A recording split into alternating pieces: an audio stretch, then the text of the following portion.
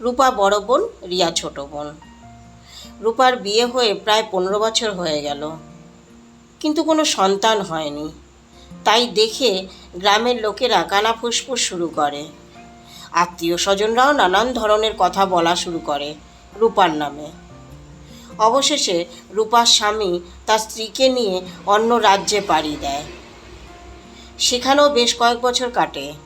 এইভাবেই আস্তে আস্তে রূপা মানসিক যন্ত্রণায় ভুগতে শুরু করলো।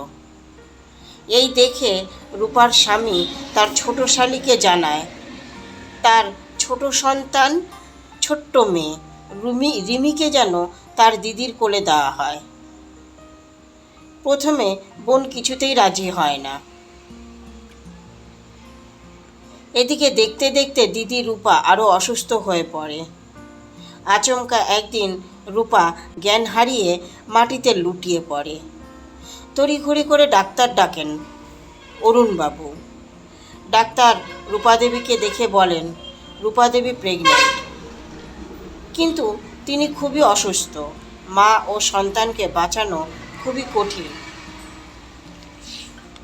অবশেষে রূপাদেবী বাঁচলেন, কিন্তু বাচ্চা আর বাঁচানো গেল না।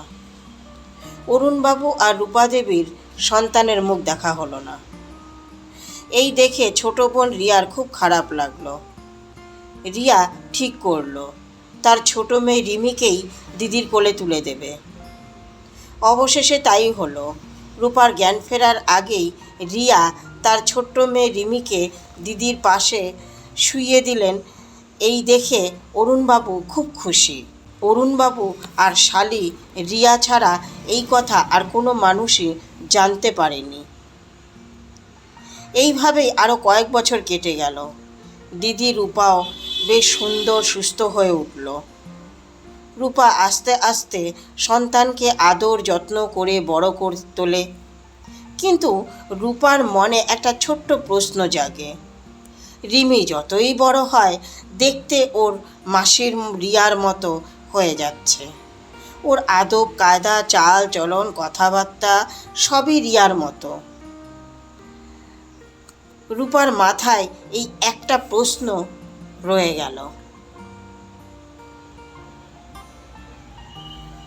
বন্ধুরা, আসলে জীবনে অনেক প্রশ্নের উত্তরই আমরা মিলাতে পারি না, অজানাই থাকে আমাদের জীবনে। তাই কথাগুলো ভালো লাগলে একটি লাইক আশা করব। হাসিতে থাকুন, খুশিতে থাকুন। কলমে ও কণ্ঠে জয়াতে।